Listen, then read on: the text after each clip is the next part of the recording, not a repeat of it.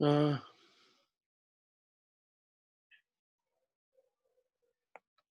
Okay आज म यो दुईटा टर्म मात्रै डिस्कस गर्छु होइन आज मैले क्लास पनि सानो बनाएको हो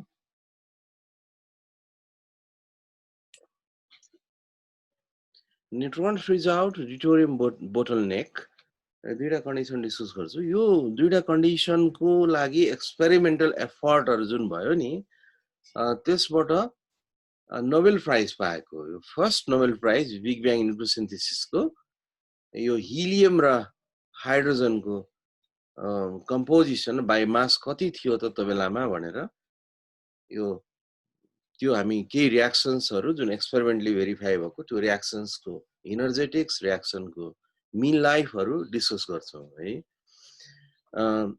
discuss neutron freeze out and this deuterium bottleneck condition in the early universe, and so that the primordial abundance of hydrogen and helium by mass in the early universe is 75 and 25. अहिले हामीले युनिभर्समा नि जुन पनि रिजनमा चाहे त्यो इन्टरग्यालेक्टिक medium होस् अथवा interstellar medium होस् अथवा विदिन द ग्यालेक्सी होस् अर विदिन द स्टार होस् जहाँ पनि हामीले त्यहाँनिर हाइड्रोजन कति छ त भनेर हेऱ्यौँ भने डिफ्रेन्ट टेक्निकबाट डिफ्रेन्ट टेलिस्कोपहरूबाट है डिफ्रेन्ट फ्रिक्वेन्सीहरूबाट hydrogen neutral hydrogen ionise hydrogen molecular hydrogen तिनटै फर्मको हाइड्रोजनहरूको डिटेक्ट गर्ने टेक्निकहरू हामीसँग छ इभन एक्सरेमा पनि अहिले हाइड्रोजनको एबन्डेन्सहरू टेक्निक गर्छन् न्युट्रल हाइड्रोजन रेडियोले मात्रै गर्थ्यो ट्रेडिसनली है यसरी हामीले स्काईको डिफ्रेन्ट रिजनमा डिप स्काईमा पनि अथवा नियरबाई स्काईमा पनि हेऱ्यो भने हाइड्रोजन र हिलियमको अमाउन्ट चाहिँ almost एउटै खालको देखिन्छ it varies somehow but in the star 90% or 91% is hydrogen and 8.9 or say 8.8% is helium and rest 0.2 or 0.3 or 0.4% other heavier elements 90 to 10% 90% and 10% यसरी देखिन्छ त्यस्तै इन्टरग्यालेक्टिक मिडियममा हेऱ्यो भने पनि त्यस्तै खालको रेसियो देखिन्छ 90 to 10 or 89 to 11 सम्म देखिया छ 92 to 8 पनि देखिया छ इभन 93 to 7 पनि देखिया छ खास गरी ओल्ड स्टारमा जहाँनिर हाइड्रोजन धेरै बर्न आउट भइसकेका हुन्छ हिलियम को मास बढ्या हुन्छ सेन्टरमा कोर रिजनमा before asymptotic giant AGV phase, this proportion can decrease, proportion of hydrogen can be decreased up to say 77% सम्म पनि डिक्रिज भएको केसेसहरू छ इन्डिभिजुअल केसेसहरू तर जेनरल केसेसमा अथवा नर्मल स्टारहरूमा हाइड्रोजन र हिलियमको एबन्डेन्स 90:10% छ है अहिले 90:10% छ हिजो कस्तो थियो त्योभन्दा अगाडि कस्तो थियो कसरी यो चाहिँ यो सिक्वेन्समा अहिले 90:10% मा आयो र सबभन्दा पहिले त इक्वल थियो नि सबभन्दा पहिले त हाइड्रोजन र हिलियम अथवा भनौँ जे एलिमेन्टहरू बनेको थिए नि पार्टिकल एन्टी पार्टिकलहरू अथवा भनौँ प्रोटोन न्युट्रोनहरू त इक्वल एमाउन्टमा बनेको थिए प्रोटोन र न्युट्रोनै भन्यो भने पनि अहिले हामीले पेरियोडिक टेबलमा एलिमेन्टहरूमा सबै प्रोटोन र न्युट्रोन मात्रै पाउँछौँ तिनीहरू इक्वल एमाउन्टमा पहिले बनाएको थियो अनि बिस्तारै बिस्तारै न्युट्रोन घट्दै गयो त्यो के खालको प्रोसेस भयो होला अर्ली युनिभर्समा भनेर यो डिस्कसन सबभन्दा पहिले चाहिँ एक्सपेरिमेन्टली भेरिफाई भएको okay so I move forward you all know mass of neutron is slightly larger than that of mass of proton अहिले हामीले मास मेजर गरेका छौं 60-65 years अगाडिदेखि हामीले प्रोटोनको मास र न्युट्रोनको मास मेजर गर्न सुरु गरे हो अहिले हामीलाई प्रिसाइजली थाहा छ mass of proton is 939.6 MeV and mass of neutron is this mass of proton is 938.3 MeV so you know mass of proton and mass of neutron precisely today we know so you can calculate mass defect यो दुईटाको मास suppose neutron प्रोटोनमा convert भयो भने मास त घट्छ अनि त्यसरी घट्दाखेरि mass defect कति हुन्छ त्यसको इक्विभ्यालेन्ट एनर्जी कति हुन्छ भनेर क्याल्कुलेट गरे भने हामी देख्छौं 1.293 MeV so this is the difference in the masses of neutron and proton and their equivalent energy is 1.293 MeV यो इनर्जीलाई नि यो भने इनर्जी भनेको यसलाई हामीले केटी भनेर लेख्न सक्छौं सो केटी इक्वल्स टु इभी भनेर लेख्न सक्छौं अथवा एच न्यू भनेर लेख्न सक्छौं त्यसबाट हामीले सिम्पल थर्मल एनर्जीको टर्ममा कन्भर्ट भयो भने कति टेम्परेचर देला भनेर क्याल्कुलेट गरे भने 10 to the 10 केल्भिन टेम्परेचर हुन्छ यसको है so this conversion needs at least 10 to the 10 Kelvin temperature भनेको युनिभर्स मा टेम्परेचर 10 to the 10 Kelvin अथवा 1.293 MeV को अर्डर मा एनर्जी छ भने प्रोटोन र न्यूट्रोन को कन्भर्सन चाहिँ फ्रिक्वेन्टली हुन्छ प्रोटोन न्यूट्रोनमा जाने न्यूट्रोन प्रोटोनमा त्यसको लागि रिएक्सन्सहरु हुनुपर्छ त्यस्ता रिएक्सन्सहरु पेरी क्युरी देखि लिएर पछिसम्म च्याडविकले पनि खोज्नु भयो त्यसपछि सिरिज अफ एक्सपेरिमेन्ट भयो है युरोपमा भयो पछि युएस मोस्टली युरोपमा भयो त्यही एक्सपेरिमेन्ट मध्ये धेरै ल्याबमा भएको एक्सपेरिमेन्टहरु म डिस्कस गर्छु अहिले है अब विचार गरौँ युनिभर्सको टेम्परेचर 1.293 MeV भन्दा घट्यो भने त त्यहाँनिर जुन युनिभर्सको त गेज फिल्डको टेम्परेचर छ त्यो घटिदियो भने यो कन्भर्सन त फ्रिक्वेन्टली हुँदैन सजिलै हुन सक्दैन युनिभर्स कुल डाउन भइदियो भने यो टेम्परेचर मास डिफेक्ट भन्दा कुल डाउन भइदियो भने त्यसलाई एक्स्ट्रा एफर्ट चाहिन्छ एडिसनल एनर्जी कतैबाट त्यहाँ सप्लाई गर्नु कुनै प्रोसेसले दिनु पर्यो है अदरवाइज त हुँदैन त्यसैले हामी के भन्न सक्छौं भने यो भन्दा बढ्ता एनर्जी भएको बेलामा युनिभर्समा प्रोटोन र न्यूट्रोन जुन अहिले हामीलाई धेरै थाहा छ हामीले धेरै एक्सपेरिमेन्टली भेरिफाई गरेका छौं हाम्रो पेरियोडिक टेबलको सबै एलिमेन्टहरुको न्यूक्लियसमा प्रोटोन र न्यूट्रोन नै छन् अरु कुराहरु हामीसँग अहिले छैनन् एनर्जेटिक कुरा डिके भएर अल्टिमेटली लो एनर्जी क्वार्क तिर आएर क्वार्क कन्फाइन जुन अगाडिको स्टेटमा थिए ती कन्फाइन स्टेटहरु न्यूट्रोन र प्रोटोनहरु हाम्रो लार्ज एभिडेन्स हाई छ है त्यसैले यो भन्दा बढ्ता युनिभर्स हट भएको बेलामा सपोज भनौं 10 MeV देखि जानेर 10 MeV किन राख्यो भने यहाँनिर बायोजेनेसिस प्रोसेस भयो बल्ल प्रोटोनहरु बन्यो नि त प्रोटोन बनेदेखि यो एनर्जी सम्म इन्भर्स कुल हुँदाखेरि प्रोटोन न्यूट्रोन कन्भर्सन चाहिँ 2 वेमा हुन्थ्यो है ती कन्भर्सन गराउने एक्सपेरिमेन्टहरु जुन ल्याबमा गराउन सके फिजिसिस्टहरुले धेरै वर्ष अगाडिदेखि नै ती कन्भर्सनहरु यस्ता थिए when the energy of the universe was greater than 1.293 MeV these reactions are possible were possible at that time this was verified proton captures anti-electron neutrino to form neutron so proton goes to heavier masses proton the heavier masses are converted mass of neutron at that time mass of neutron is assumed to be 0 rest mass of neutrino is 0 still we know but at present we know neutrino have masses very small masses दियोस यो दुईटाको मास भन्दा यो दुईटाको मास बढ्ता हुन्छ यसको मतलब यहाँ energy चाहिन्छ 1.8 MeV बराबरको एनर्जी चाहिन्छ यतिले पुग्दैन त्यसैले युनिभर्सको टेम्परेचर यो भन्दा बढ्ता 1.8 MeV भएको बेलामा युनिभर्सको गेज फिल्डको एनर्जी त्यति भएको बेलामा चाहिँ यो रिएक्सन हुन सक्थ्यो भनेर भन्न सक्छु this was experimentally verified people confirmed this reaction in the experiment about 40 to 60 years back and another reaction is very frequent reaction यो रिएक्सन गराउनलाई गाह्रो थियो यो एन्टी इलेक्ट्रोन न्यूट्रिनो प्रोडक्सन गर्नु पर्थ्यो यो रिएक्सन एकदमै सजिलो सबभन्दा पहिले एक्सपेरिमेन्टली भेरिफाई गरेर रिएक्सन हो neutron क्याप्चर्स पोजिट्रोन because positron is available even in cosmic rays you can also create positron if you have high energetic photon then you can produce pair of positron and electron in the lab so you can prepare positron gun and electron gun to perform this sort of experiment so neutron decays to proton भनेको neutron चाहिँ smaller masses ma decay bho this reaction is the cross section of this reaction is very large it's very easy to perform this reaction and this is exothermic reaction that's why it releases energy 1.8 MeV अगाडिकै reaction मा खाली यताउति गर्दिया हो यो दुईटा छ नि यो दुईटालाई अगाडि राखिदिएको न हो यो न्यूट्रोन र पोजिट्रोन कम्बाइन गरेर यो प्रोडक्ट निकाल्यो हो यहाँ चाहिँ प्रोटोन र एन्टी इलेक्ट्रोन न्यूट्रिनोबाट यो प्रोडक्ट निकाल्यो भनेको प्रोटोन न्यूट्रोनमा जान सक्ने रिएक्सन र न्यूट्रोन प्रोटोनमा जान सक्ने रिएक्सन एउटाले एब्जर्ब गर्छ अर्कोले रिलिज गर्छ यदि युनिभर्सको टेम्परेचर यो भन्दा बढ्ता भयो भने 1.8 to 10 MeV सम्मको टेम्परेचरमा यस्ता खालका रिएक्सनहरु फ्रिक्वेन्टली हुन्थे अरु पनि हुन्थे होलान् जस्तै पायोनहरुको रिएक्सन्सहरु सिग्माहरुको रिएक्सन्सहरु डेल्टा जाई पार्टिकलहरु रिएक्सन्सहरु हुन्थ्यो होला तर ती पार्टिकलहरु अहिले हामीले नेचुरली प्रोड्युस गर्न एकदमै एफर्ट लाग्छ त्यस्ता पार्टिकलको रियाक्सन्सहरु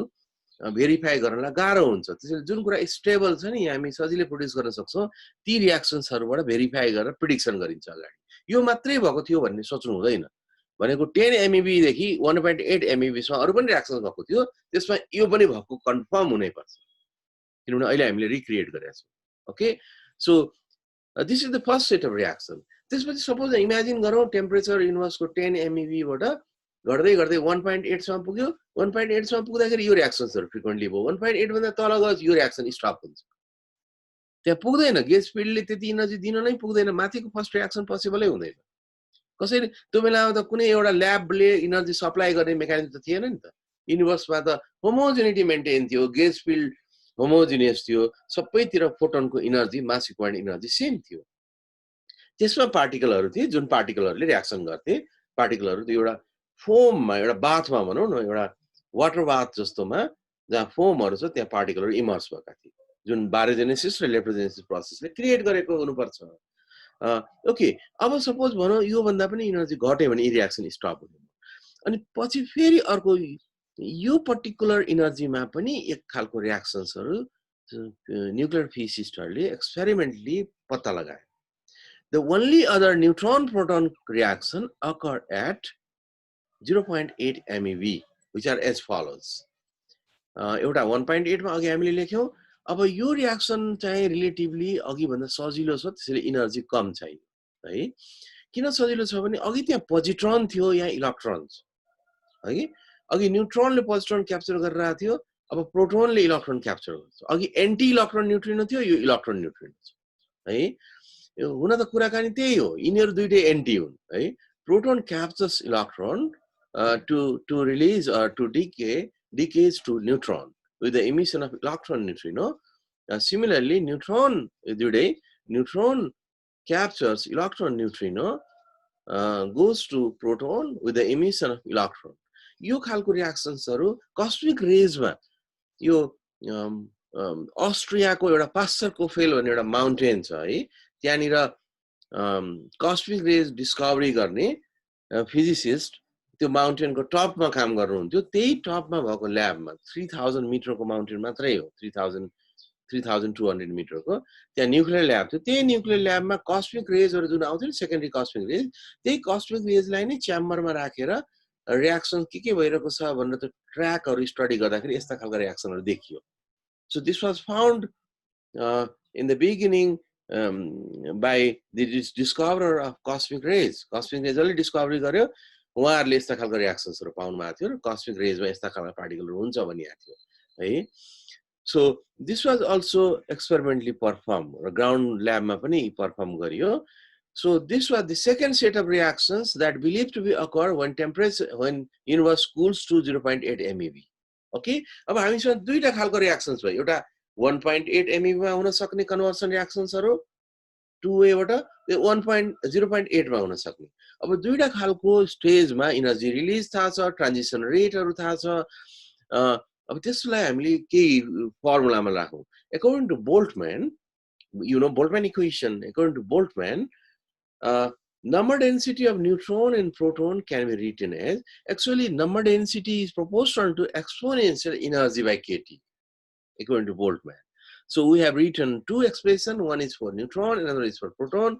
So we know mass of the proton and mass of the neutron. So that's why I have written this expression, or Boltzmann have written this expression for neutron-proton conversion reaction. So Nn by Np is proportional to exponential this defect. You know this defect, this value very precisely. अब यो value राखौं न, यो हामीलाई अहिले major गरेर precisely थाहा छ 1.293 राखे र कहाँसम्म यिनीहरु कन्भर्सन पोसिबल भएको छ भन्दा 0.8 MeV सम्म भएको छ। त्यो भन्दा तल धेरै एक्सपेरिमेन्ट गर्न ट्राई गरे। एक्सपेरिमेन्ट हुन्छ, परफर्म हुन्छ, तर 2A बाट हुँदैन। न्यूट्रोन प्रोटोनमा जान्छ, अहिले म डिस्कस गर्छु, तर प्रोटोन न्यूट्रोनमा आउन सक्दैन। उस्तै खालको 2A रियाक्सन्स चाहिँ, जसले गर्दा 2A भइदियो भने के हुन्छ, नम्बर डेन्सिटी सेम हुन्छ। न्यूट्रोन प्रोटोनमा हामी र्यान्डमली हामी एज्युम गर्न सक्छौं नि, 2A भइदियो भने त नम्बर डेन्सिटी न्यूट्रोनको नम्बर प्रोटोनको नम्बर इक्वल हुनु पर्यो। कुनै पनि स्न्यापशटमा हेर्यो भने नम्बर इक्वल हुनु पर्यो हो। ओके, सो यो टेम्परेचरसम्म आइपुग्दा जुन अगाडिको दुईटा खालको रियाक्सन्स भयो त्यसले के भन्छ भने यो टेम्परेचरसम्म आइपुग्दा न्यूट्रन र प्रोटोनको प्रोपोर्सन चाहिँ नि चेन्ज हुन्छ भन्छ किनभने त्यो चेन्ज केले गराइदियो मास डिफेक्टले गराइदियो जुन चाहिँ नि न्यूट्रन स्लाइटली म्यासिभ हुन्छ भनिन्थ्यो नि यसको मतलब 2a मा चाहिँ जान्छ 2a मा सजिलै जान सक्दैन न्यूट्रन चाहिँ heavier masses decays very hardly sorry lighter masses decays to heavier masses this is against the baryon number conservation baryon number conservation advocates stability of proton against decaying proton decay हुँदैन proton most stable हो भनेर advocate गर्ने conservation baryon number conservation है proton is most stable lifetime of proton is of the order of lifetime of universe lifetime of proton is 10 to the 37 years है एउटा प्रोटोनलाई यहाँ राखेर हामीले यसरी हात बाँधेर कुरेर बसिरह्यो भने कहिले त्यो डिके होला भनेर हेर्यो भने त्यसको क्रस सेक्सन क्याल्कुलेट गर्यो भने 10 to the 37 years क्याल्कुलेट गरेको छ theoreticiansहरुले है which is the age of the universe as well okay यसको मतलब दुई सेट रियाक्सन्स भइसक्दाखेरि बोल्टम्यान इक्वेसनले के भन्छ भने यिनीहरुको रेशियो 1:5 भइसक्यो भन्छ है this means that when the temperature of the universe goes down to 0.8 MeV यो भन्दा तल गइदियो भने रियाक्सन्सहरु स्टप हुने भयो the number ratio of protons to neutron किनभने यो जुन छ नि माथिको भ्यालु राखेको त्यो त अहिलेको राखेको हो नि त त्यसैले यदि चाहिँ 0.8 सम्मलाई मात्रै हिसाब किताब गर्ने किसिमले अहिलेको जुन mass defect mass of neutron mass of proton अहिले ल्याबमा गरेको राख्दाखेरि हामीले के पायौं भने 0.8 MeV भन्दा तल आउँदाखेरि रेशियो चाहिँ न्यूट्रोन र प्रोटोनको रेशियो 1:5 हुन्छ है so universe the number ratio of proton to neutron is 5 so at 0.8 MeV number of proton is 5 times more than that of the number of neutron proton ko number धेरै भइसक्यो हुन्छ हो बोल्टम्यान इक्वेसनले त्यो भन्छ okay so you know that these remaining neutrons बाँकी रह्यो नि 1/5 न्यूट्रोनहरु छन् अब यो पनि घट्छ these remaining neutrons decays to proton spontaneously through neutron decay reaction अहिले पनि हामीलाई थाहा छ नि न्यूट्रोनलाई हामीले फ्री न्यूट्रोन बनाएर राखिदिए न्यूट्रोन डिके हुन्छ न्यूट्रोन डिके को mean life half life calculate गरेका थियौं अगाडिको क्लासमा पनि हामीले मेन्सन गरेका थियौं थर्ड सेमेस्टरमा न्यूट्रोन डिके न्यूट्रोन ड्रिपमा मेन्सन गरेका थियौं अब न्यूट्रोन फ्री छ कसैलाई क्याप्चर गर्ने अघि जस्तो रियाक्सन्स गर्ने होइन कि फ्री न्यूट्रोन केहीबाट पनि इन्फ्लुएन्स भएको छैन भने न्यूट्रोन डिके हुन्छ you know this neutron decay reactions 0.8 पछाडी हुने भनेको त्यो भका 1/5 बाँकी रहेको न्यूट्रोन पनि डिके भएर प्रोटोन तिर जाने हो प्रोटोनको नम्बर फेरि बढाइदिने है so you know that neutron decay reaction neutron decays to proton and mean life of this reaction is 890 this is mean life half life 10.1 minute भन्ने कति भनेको थियो mean life of this reaction is 890 this is experimentally performed okay this reaction will take place अब यो reaction कहिले हुन्छ त हामीले यो रुममा यो रिएक्सन गराउन सक्छौं यो रुममा गराउन सक्दैनौं अलिकति एनर्जी चाहिन्छ 0.1 MeV एनर्जी चाहिन्छ है 0.1 MeV सम्म अगाडिको क्लासमा हामीले डिस्कस गरेका थियौं 0.1 MeV सम्म है so this reaction will take place till the production of deuterium production को लागि चाहिने एनर्जी हो अगाडि हामीले दुईटा रिएक्सन मात्रै डिस्कस गरेका थियौं नि हुन त 10 वटा रिएक्सन बिग ब्याङ सिन्थेसिस भनेर राख्यौं त्यो हामी अर्को क्लासमा फेरि त्यो अगाडि बढ्छौं है अहिले हामी खाली अगाडिको रिएक्सन न्यूट्रोन प्रोटोनको प्रोपोर्सनमा डिस्कस गरिरहेका छौं है this reaction will take place till the production of deuterium proton neutron fusion reaction deuterium बन्नको लागि त फ्युज हुनु पर्यो त्यसको लागि कम से कम एनर्जी यति चाहिन्छ यसको मतलब 0.8 बाट 0.1 सम्म आउँदाखेरि न्यूट्रोन डिके पनि हुँदै जान सक्ने भयो प्रोटोनको नम्बर बढ्ने भयो सँगसँगै न्यूट्रोन लक पनि हुन सक्ने भयो ड्यूटेरियममा लक भइसकेपछि फ्री न्यूट्रोन त भएन neutron and proton get locked to form deuterium. Deuterium is very important. This is a fuel to produce helium nuclei. Helium is most stable element that we have. Binding energy of helium is more than 20 MeV. More than 20 MeV. We are discussing few MeV now. even the fraction of 1 MeV. And so binding energy is very high of helium. Binding energy of deuterium, even deuterium is also very high. It's 2.2 MeV.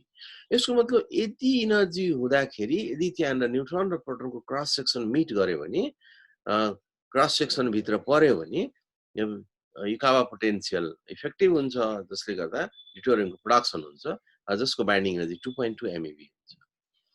Okay, so when the temperature of the universe goes down 0.1 MeV, अब यो भन्दा पनि तल गयो दियो भने त deuterium production हुँदैन.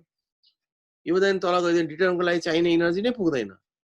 So first two sets of reaction, अगाडि हामी दुईटा सेट्स लेख्यौ नि 1.8 MeV मा र 0.8 MeV मा. त्यो एक्सपेरिमेन्टली भेरिफाई हो.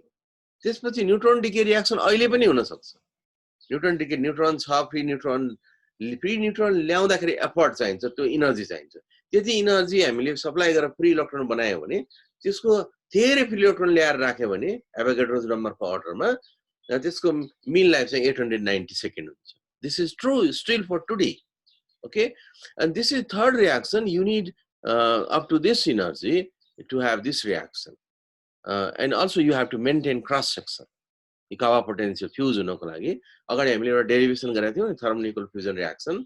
त्यो डेरिभेसन अनुसारको क्रस सेक्सन प्रोवाइड गर्नुपर्छ अनि मात्र यो रिएक्सन हुन्छ. त्यसको लागि एनर्जेटिक चाहिँ यति हो. Okay, so deuterium production, if energy of the universe becomes less than 0.1 MeV, deuterium production will be stopped. The time taken, this is also calculated through the reaction, the time taken to arrive at 0.1 MeV from 0.8 MeV. 8 मा चाहिने reaction proton neutron reaction थियो, 2A मा the reaction rate हरु फरक थियो, त्यसैले गर्दा 1/5 मा आयो हैन. So 0.8 बाट 0.1 MeV सम्म आउनलाई कति समय लाग्छ त भन्दा 200 सेकेन्ड लाग्छ. The time taken to arrive 0.1 MeV is about 2 seconds. So this is from 0.8 MeV. Big Bang भए पछाडिको 0.8 MeV देखि 0.1 MeV सम्म आइपुग्नलाई 200 सेकेन्ड टाइम लाग्छ. Therefore, the neutron decay reaction, if you know time, then you can use this reaction. You can also use this laws of radioactivity for neutron decay reaction. This is neutron decay, you can use radioactivity. So Nn equals to N0 e to the power minus T by, this is mean मैले राखिदिए. Mean राख्नुपर्छ किनभने यो पनि mean हो यहाँसम्म आइपुग्दाखेरिको time. Okay, so this will therefore the neutron decay reaction will occur till 200 seconds after the Big Bang. यो तीनटा fact तपाईले सम्झिनु पर्छ. यो neutron decay reaction neutron free भएर बसिरहन कति बेरसम्म बस्न सक्छ भन्दा बिग ब्याङ भएको 200 सेकेन्ड सम्म न्यूट्रन फ्री भएर बस्न सक्छ. न्यूट्रन डिके रिएक्सन प्रोटोनमा कन्भर्ट हुन्छ भनेको अझै चाहिँ न्यूट्रनको नम्बर घट्ने भयो. त्यस्तै 0.1 MeV सम्म यो रिलेटिभली एनर्जेटिक हो. 0.1 MeV जुन बेला 200 सेकेन्ड इन्भर्सको टाइम एज भा हुन्छ यो बेला सम्म चाहिँ ड्यूटेरियम प्रोडक्सन हुन्छ अथवा न्यूट्रन जे जति बाँकी छ त्यो लक हुन थाल्छ हो. Okay, so just dividing both side by Np in this reaction. So you know Nn by Np up to that period 1/5 भएको थियो नि. 1/5 भएको थियो त्यो सम्म 0.8 MeV आउन्जेल सम्म हैन. त्यस पछाडी 0.8 MeV बाट 0.1 MeV सम्म आउँदाखेरि कति फ्र्याक्सन बाँकी रह्यो हामीलाई थाहा छ. त्यो बेलासम्म आउनलाई यति समय लाग्छ र त्यो रिएक्सन्सको मिन लाइफ चाहिँ 890 न्यूट्रन डिके रिएक्सन है. यति समय लाग्छ त्यहाँ आउनलाई. यो हामीले क्याल्कुलेट गर्यौं 1/7. यसको मतलब 0.8 MeV बाट 0.1 MeV सम्म युनिभर्सको एज हुँदा प्रोटोन र न्यूट्रोनको रेशियो घटेर 1.7 मा पुग्छ. पहिले 1.5 मा पुग्छ. सो 1 डिभाइडेड 1/5 मा पुग्छ. त्यसपछि 1/7 मा पुग्छ है.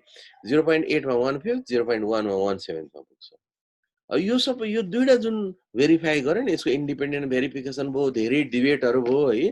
त्यो बेलामा लगभग चाहिँ 8 वर्षसम्म लिटरेचरमा यो कुरा डोमिनेटिङ थियो फिजिक्समा र इभन न्युक्लियर केमिस्ट्रीमा पनि धेरैजना इन्भल्भ भए इभन त्यो बेलामा इन्डियामा पनि एक्सपेरिमेन्ट पर्फर्म भयो सबभन्दा पहिले युरोपमा भयो त्यसपछि रसियाले एक्सपेरिमेन्ट पर्फर्म गर्यो त्यसपछि जापानमा पनि पर्फर्म भयो जबकि जापानमा एकदमै भर्खरै हिरोसी नागासाकी पछाडिको 50 वर्ष पनि थोरै समय सकिया थियो ल्याबहरू थिएन इन्डिपेन्डेन्ट भेरिफिकेसन अगाडिको रियाक्सन्सहरूको भयो खास गरी 0.1 MeV सम्म त्यसपछि अहिले त यसको प्रिसाइज भ्यालु क्याल्कुलेट गरेको छ त्यसैले this is the very strong evidence of big bang भएको थियो र यसरी न्यूट्रन र प्रोटोनको नम्बर घटेको भन्ने कुरा मानिन्छ therefore as the temperature goes down to 0.8 MeV to 0.1 MeV, neutron to proton ratio decreases from 1/5 to 1/7 of proton number. This process is called proton घट्दै गयो नि सरी न्यूट्रन घट्दै गयो नि this process is called neutron freeze out. Neutron freeze हुँदै गइरहेछ है जमिरहेछ न्यूट्रन है therefore neutron cannot decay further 0.1 MeV भन्दा तल गयो भने फ्री न्यूट्रन क्रिएट गर्न सकिदैन न्यूट्रन बाउन्डेड स्टेटमा जान्छ न्यूट्रन लो एनर्जी न्यूट्रन भनेको न्यूक्लियस भित्र बसेको कि चाहिँ रेडियो एक्टिभ भएर त्यहाँ भित्र नै एनर्जी हाई हुनु पर्यो त्यसरी एनर्जी हाई भएर इन्टरनल कन्भर्सन हुने हो नि हाम्रो यहाँ प्रब्लम के छ भने बीएससी स्टुडेन्टहरुलाई बीएससी पास गरेकोलाई एमएससी आउँदा भाइभामा प्र्याक्टिकलको भाइभामा रेडियो एक्टिभिटी पर्दाखेरि न्यूट्रन प्रोटोन कन्भर्सन कहाँ हुन्छ भन्दा रियाक्सन लेख भन्दा लेख्छन् है अनि त्यसपछि यो कन्भर्सन किन हुन्छ न्यूक्लियस भित्र भन्दा भन्नै सक्दैन कसैले पनि भन्न सक्दैन त्यहाँ भित्र त्यो कन्भर्स त्यो रेडियो आइसोटोप हो त्यसैले तिनीहरुको न्यूक्लियोनको न्यूट्रन प्रोटोनको एनर्जी खास गरी न्यूट्रन प्रोटोनमा जाने हो भने 0.1 MeV भन्दा बढ्ता हुनै पर्छ न्यूक्लियोनिक एनर्जी नत्र कसरी न्यूट्रन डिके रियाक्सनमा जान्छ हामीले त्यहाँबाट एउटा फ्री न्यूट्रन निकाल्यौ भने न्यूक्लियस भित्रबाट एउटा न्यूट्रन निकाल्यौ त्यो न्यूट्रन निकाल्नको लागि हामीलाई एफर्ट त्यसलाई फ्री बनाउनको लागि नै एफर्ट 0.1 MeV चाहिन्छ बाहिर निकाल्दा त्यसको एनर्जी 0.1 MeV हुन्छ 0.1 MeV भयो भने त्यो धेरै निकाल्यो भने त्यसको मिन लाइफ एक्ज्याक्टली म्याच गर्छ okay therefore as the temperature goes down from 0.8 to 0.1 neutron to proton ratio decreases from 1/5 to 1/7 this process is neutron freeze out therefore neutron cannot decay further हामीले के धेरै usually के भन्छौं भने nutrient तपाईले जम्मा गर्नुभएको छ न्यूट्रन छ भने त्यो प्रोटोनमा डिके हुन्छ किनभने त्यसको हाफ लाइफ कम छ सर्टेन एनर्जी नभइकन फ्री गर्न सकिदैन त्यति एनर्जी नभइकन त्यो फ्री न्यूट्रनै भनिदैन so it has only one option अब त्यो भन्दा कम एनर्जी भएको छ भने त्यसको लागि अप्सन्स के हुन्छ डिके हुन नसक्ने खालको डिके नै हुन नसक्ने ठस्स भएर बसिरहने डिके नहुने त्यो त्यसको लागि एउटै अप्सन हुन्छ नि प्रोटोन भेटे भने क्रस सेक्सन भेटे भने ड्युटोरियनमा जाने है थोरै एनर्जी भएको न्यूट्रनहरु बाँकी रहेको थियो युनिभर्समा 1/7 भनेको पनि 1/7 त्यो ग्रुप धेरै न्यूट्रनहरु बाँकी छ नि तिनीहरुलाई के गर्दिन्छ भने प्रोटोनले लक गर्दिन्छ सबैलाई समातेर क्याप्चर गर्छ न्यूक्लिय बनाइन्छ proton deuteron is very unstable lifetime of deuteron is very unstable deuteron formation हुने बित्तिकै हिलियम प्रोडक्सनमा जान्छ He3 He4 प्रोडक्सन हुन्छ अस्ति हामीले रियाक्सन लेखेका थियौं हामी अर्को क्लासमा फेरि डिस्कस गर्छौं आफ्टर द फ्रीज आउट भइसकेपछि फ्री भएर डिके नहुने अवस्था आइसकेपछि न्यूट्रनले त्यहाँनिर धेरै संख्यामा बढ्दै गएको प्रोटोनलाई कम्बाइन गरेर ड्युटोरियम प्रोडक्सन हुन्छ so this is of course for this reaction you need 0.1 MeV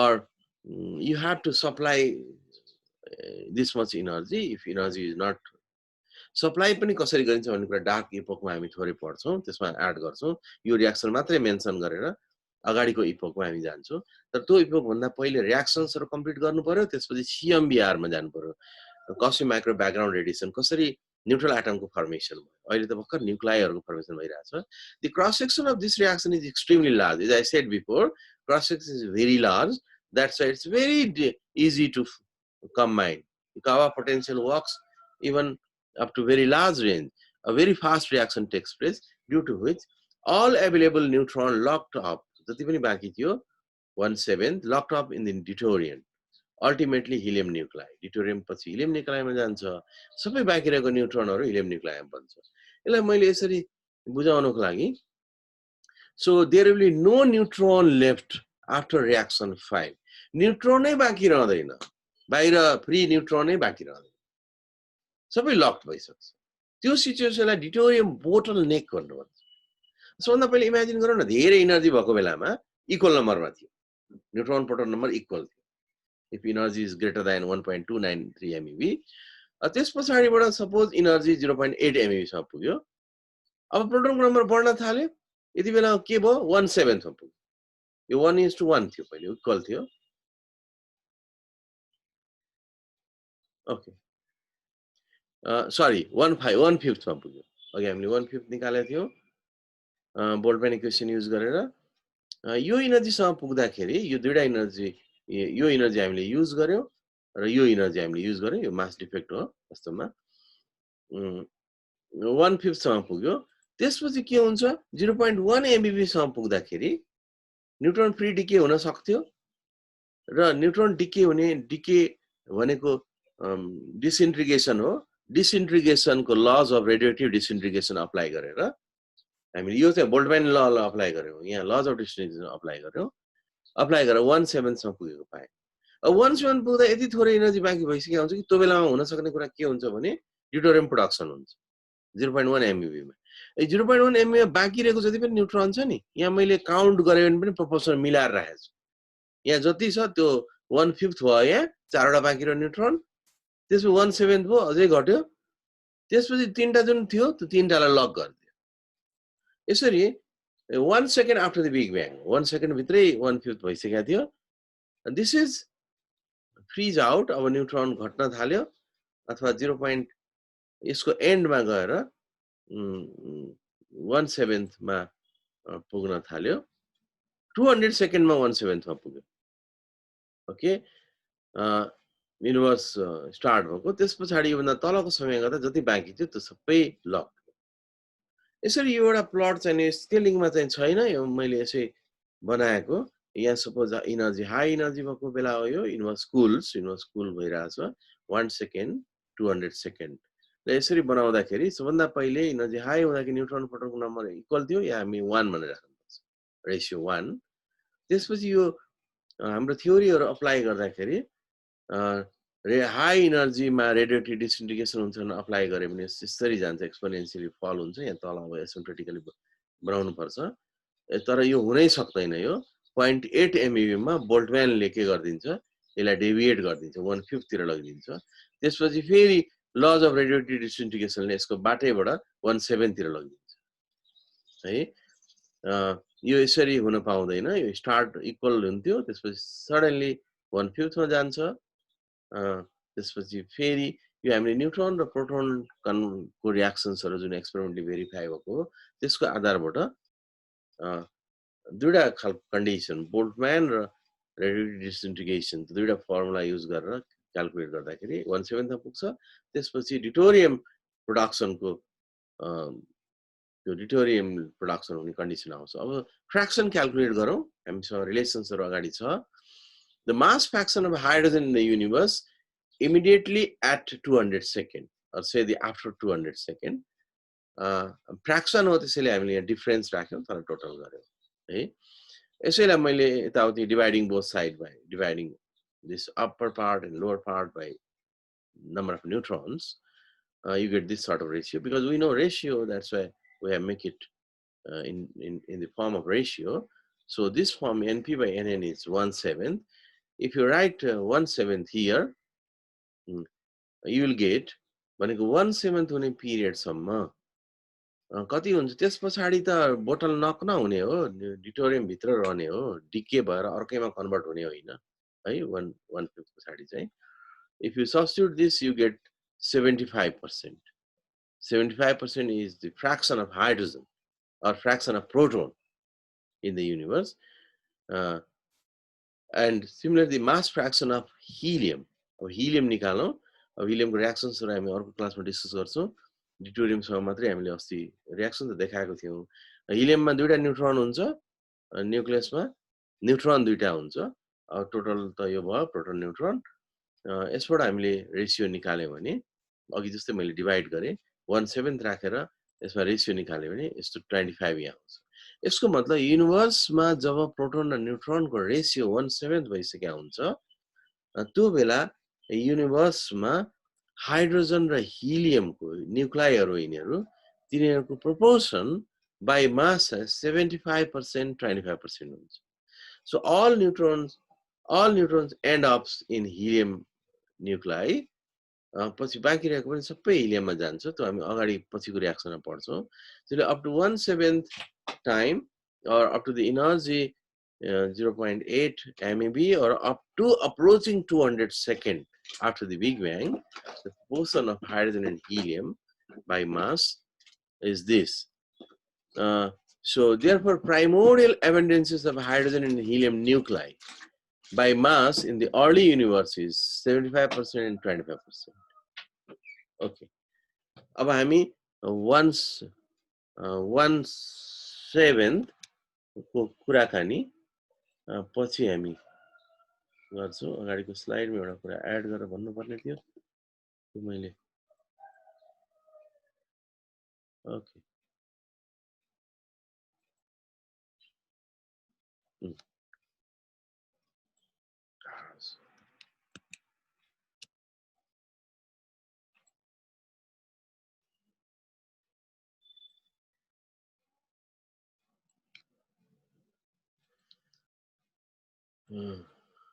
Okay, so 1/7, as you know, 1/7 is because of Boltzmann formula and laws of relativity disintegration. So it goes up to 200 second. 200 second inverse को as हुँदा जुन बेलामा temperature 0.1 MeV जस्तो थियो त्यो बेलामा बाँकी रहेको न्यूट्रनहरु लक हुन्थे त्यो लक हुने भनेको ड्युटेरियम प्रोडक्सन हो त्यो ड्युटेरियम बोटलनेक भन्न भन्यो हामीले त्यो बेलासम्मको युनिभर्सको हाइड्रोजन र हिलियमको एभिडेन्स चाहिँ 25:75 यहाँ एउटा कुरा अघि पनि हामीले मेन्सन गर्यौं helium nuclei को प्रोडक्सन नेक्स्ट क्लासमा डिस्कस गर्छौं है since it is very stable this is the most stable element that we have in our periodic table 28 MeV binding energy छ helium exceptionally stable element हो जब चाहिँ यसमा equal number हुन्छ proton र न्यूट्रोनको जब न्यूट्रोनको number बढी हुँदै जान्छ स्टेबिलिटी कर्व बेन्ड हुन्छ भनेको त्यहाँ बाइन्डिङ एनर्जी डिक्रिज हुन थाल्छ binding energy per nucleon is highest for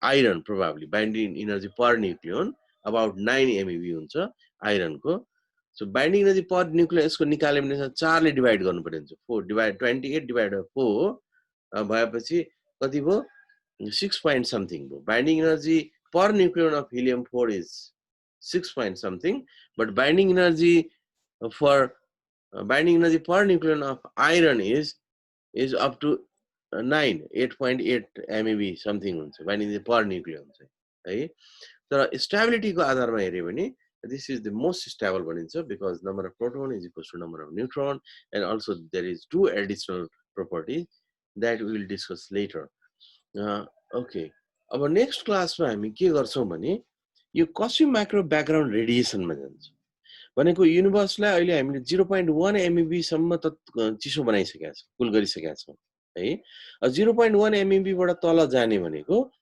सबभन्दा पहिले हामीले CMBR लाई डिस्कस गर्नुपर्ने हुन्छ न्यूट्रल एटमको फर्मेसन कसरी हुन्छ जस्तै हिलियम बन्यो हाइड्रोजन बन्यो इलेक्ट्रोजेनेसिस लेप्टोजेनेसिस प्रोसेसले इलेक्ट्रोनहरु पनि बनाएको छ अब इलेक्ट्रोन र प्रोटोनको बीचमा इलेक्ट्रोन आएर थपक्क चाहिने प्रोटोनको माथि बस्नु पर्यो प्रोटोनलाई न्यूक्लियस बनाइदिनु पर्यो र एउटा हाइड्रोजन एटम बन्नु पर्यो त्यस्तै हिलियम एटम बन्नु पर्यो न्यूट्रल एटम इलेक्ट्रिकली न्यूट्रल तर हामीलाई के थाहा छैन अघि हामीले एनर्जीको कुरा गरिरहेको छौं नि 0.1 MeV 0.8 MeV ती सबै एनर्जीहरु भनेको त्यो त्यहाँको गेज फिल्डको अथवा त्यहाँ फोटोनको इन्भर्स तातो थियो त्यो बेलामा अहिले हामी हावा भनौं न यो हावा एकदमै तातो 0.1 MeV इक्विभ्यालेन्ट थियो र त्यसैमा कपुल भएर बसेका थिए यी जति पार्टिकलहरु हामीले अहिले रिएक्सन्सहरुमा हेर्यौं ती पार्टिकलहरु त्यही तातोमा चाहिँ नि कपुल भएर बसेका कपुल भनेको तिनीहरुसँग थर्मल इक्विलिब्रियममा बसेका उसको जति एनर्जी छ त्यति एनर्जी यसले पाउँथ्यो टाँसिएर बसेको थियो हामीले एउटा sheet of plastic sheet imagine गर्नु, त्यो सिटमा चाहिँ एम्बेडेड भएर त्यही गाँठो परेरै बस्यो। छुट्टिएर बस्दा एउटा बल जस्तो सिटमा यसरी घुमिरहने जसरी बसेको होइन, फ्री नै थिएन। गेज फोटोनले त्यसलाई ऊ गरेको थियो, क्याप्चर गरेको थियो। कपुल थिए, सबै गेज फिल्डमा कपुल भएर पार्टिकलहरू थिए। गेज फिल्डको इनर्जी नै तिनीहरूको इनर्जी हुन्थ्यो। अब अर्को क्लासमा हामी डिस्कस के गर्थ्यौँ भने त्यो गेज फिल्ड जुन छ नि 0.1 MeV 0.8 MeV त्यो डिकपल हुन्छ, त्यो छुट्टिन्छ, पार्टिकललाई एक छोडिदिन्छ। तिमी आफ्नो किसिमको व्यवस्था आफै गर, ठोकिएर इनर्जी बढाऊ, कोलिजन गयो भने इनर्जी गेन गर, लुज गर, तिमीहरूको इन्टरप्ले आफ्नो किसिमले गर, हामी आफ्नो किसिमले एक्सपान्ड हुन्छ। तिनीहरूको बिचमा जुन रिलेसन थियो, रिलेसनसिप धेरै ब्रेक हुन्छ, ब्रेकअप हुन्छ। तिनीहरू एकदम यस्तो ब्रेकअप कि एकदमै डेडली ब्रेकअप हुन्छ। केही रिलेसन एकदम मसिनो धागो मात्रै बाँकी रहन्छ है, त्यो धागो पनि ब्रेकअप हुन्छ। त्यो ब्रेकअप हुने कन्डिसन भनेको एकदमै स्ट्रङ बिग ब्याङ थ्योरीको एकदमै चारवटा स्ट्रङ सपोर्ट गर्ने छ। त्यसलाई हामी भन्छौँ CMBR, cosmic micro background radiation, detection of cosmic micro background radiation.